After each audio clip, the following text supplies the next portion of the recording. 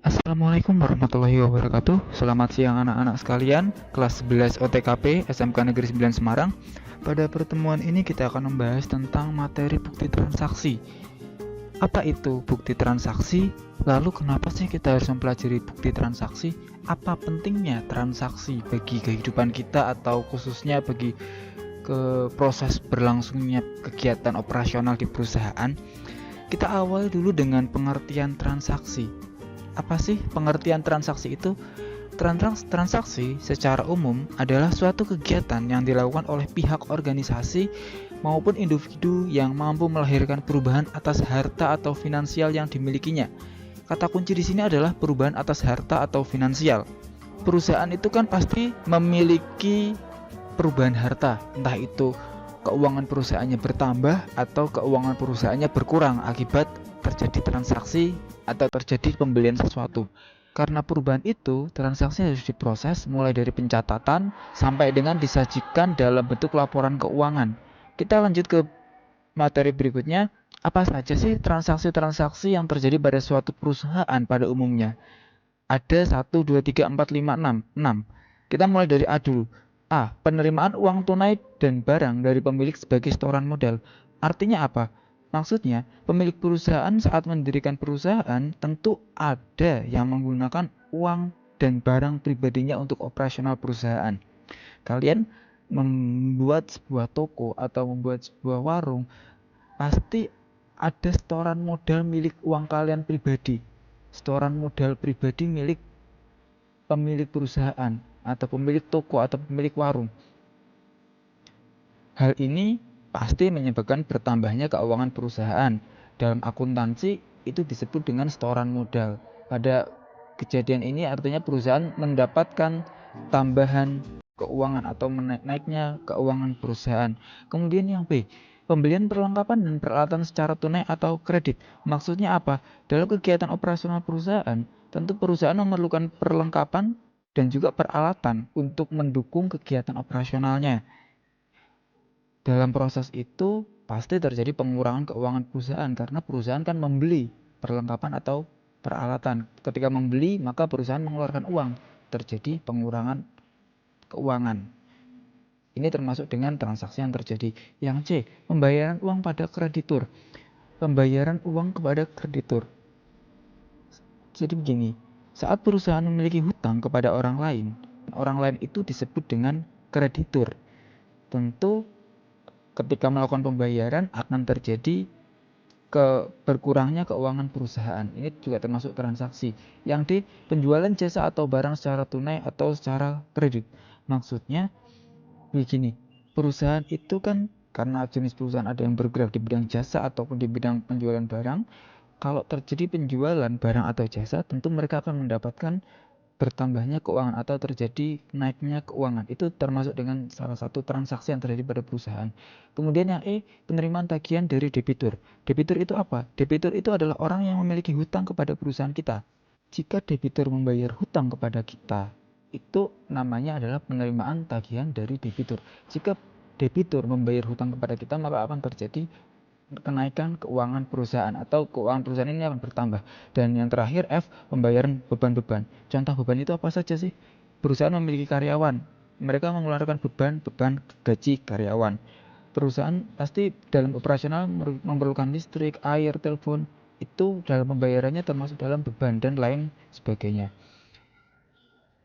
Itu telah transaksi 6 contoh transaksi-transaksi yang terjadi pada sebuah perusahaan.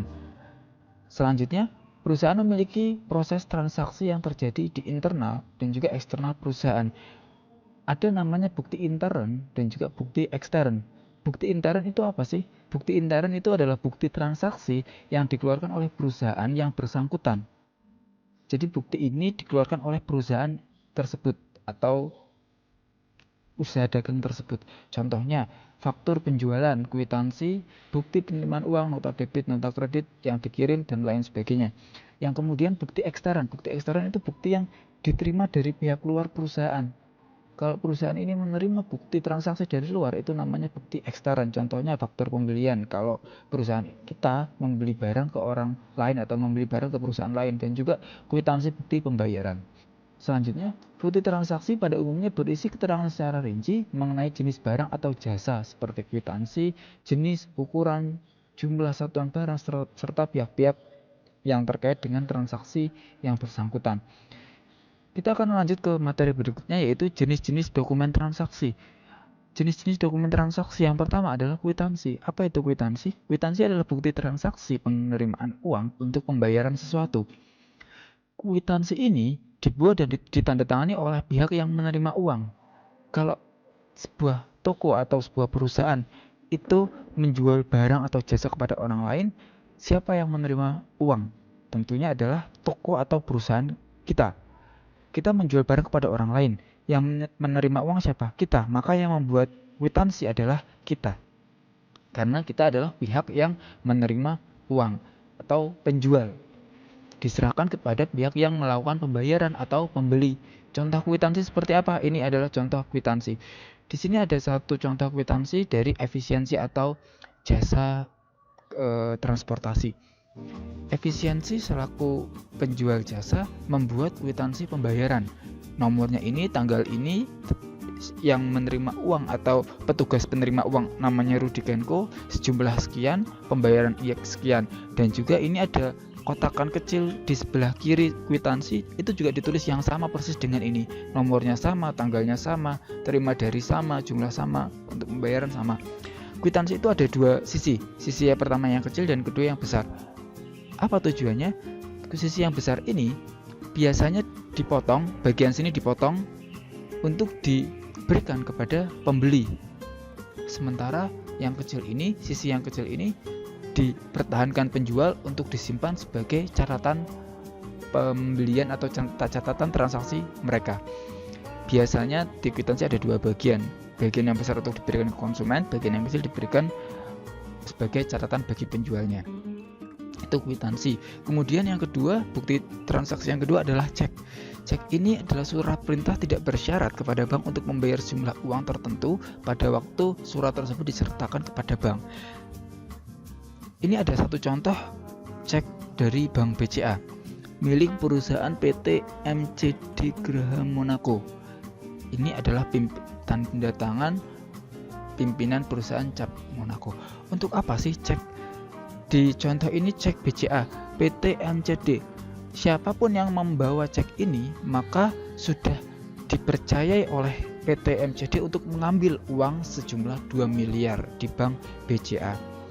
Itu ya. Surat perintah tidak bersyarat, tidak ada syaratnya. Siapapun yang bisa membawa cek ini maka dia bisa mengambil uang di bank tersebut.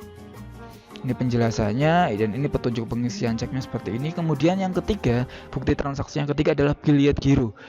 Biliet giro adalah surat perintah dari nasabah suatu bank kepada bank yang bersangkutan untuk memindahkan sejumlah uang dari rekeningnya ke rekening penerima yang namanya disebut dalam biliet giro. Contoh, saya memiliki rekening dan Anda juga memiliki rekening.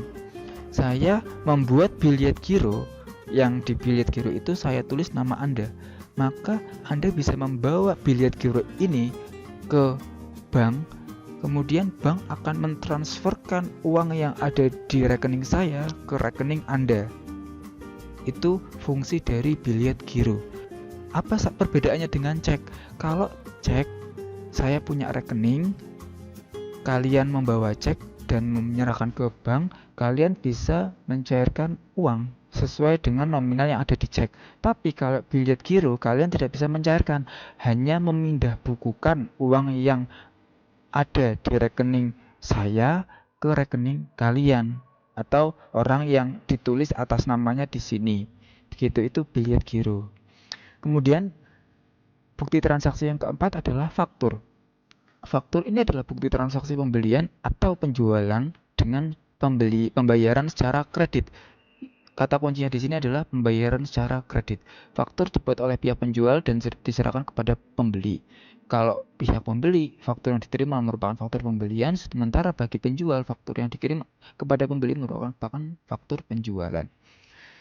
Ini contoh faktur penjualan seperti ini. Penjualan tujuannya apa? Agar penjual bisa tahu, bisa memiliki catatan bahwa toko X atau perusahaan lain setelah melakukan pembelian ke perusahaan kita atau perusahaan yang memiliki faktur ini, agar bisa tahu siapa saja yang belum melakukan pembayaran atau siapa saja yang belum melakukan pelunasan pembayaran. Jadi kita bisa melakukan pengecekan dari faktur penjualan. Bagi pembeli, apa fungsi dari faktur pembelian? Bagi pembeli jadi tahu, oh ternyata ada tagihan yang belum dibayar, sehingga dia bisa mempersiapkan uang untuk membayar dan untuk melakukan pelunasan dari faktur pembelian ini sesuai dengan tempo yang ditetapkan. Itu adalah pengertian dari faktur. Ini informasi yang biasanya tersedia dalam faktur. Lanjut ke bukti transaksi yang kelima, nota kontan. Nota kontan ini dipergunakan sebagai bukti transaksi pembelian atau penjualan dengan pembayaran secara tunai. Kalau faktur tadi secara kredit, maka nota kontan ini secara tunai. Biasanya terisi dari informasi A sampai G. Nota kontan ini contoh kalian membeli sesuatu di warung atau membeli sesuatu di toko. Bukti bahwa kalian telah membeli sesuatu di toko itu, pasti pihak pembeli melakukan pencatatan di nota agar kalian bisa mendapatkan bukti bahwa kalian telah membeli barang ini di toko tersebut. Itu adalah contoh dari nota kontan. Kemudian nota yang keenam, bukti transaksi yang keenam adalah nota kredit dan nota debit. Apa itu nota kredit dan nota debit? Nota kredit adalah bukti transaksi penerimaan kembali barang yang sudah dijual atau retur. Nota kredit dibuat oleh penjual ketika barang yang dijual dikembalikan oleh pembeli. Dalam proses transaksi jual beli antara penjual dan pembeli, tentu tidak selamanya transaksi atau barang yang dikirimkan itu normal, kondisinya normal. Bisa saja dari 1000 barang mungkin ada 5 atau 3 barang yang rusak. Barang yang rusak itu akan dikembalikan kepada penjual oleh pembeli. Kalau barang, misalkan kalian membeli barang 1000 di toko saya. Dari 1000 barang yang kalian kirim, ada 5 barang yang rusak. Kalian selaku pembeli mengirimkan barang yang rusak itu kepada saya selaku penjual, maka saya akan membuat namanya nota kredit dengan keterangan seperti ini. Yang membuat penjual, yang menerima adalah pembeli. Sebaliknya, jika nota debit adalah bukti transaksi pengembalian barang yang sudah dibeli. Nota debit dibuat oleh pihak pembelian. Kalian tadi sudah mengirimkan 5 barang yang rusak ke saya. Kalian juga menyertakan namanya nota debit. Nota yang di situ diberi informasi 5 barang rusak dikembalikan ke saya. Itu untuk retur.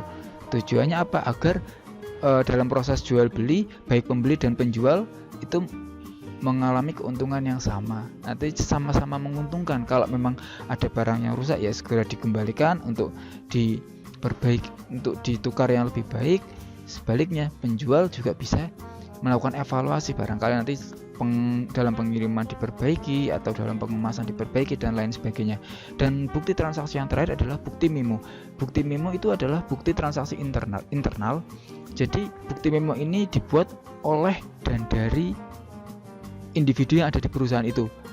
Memorandum itu misalkan pimpinan ingin memerintahkan sesuatu kepada bawahannya.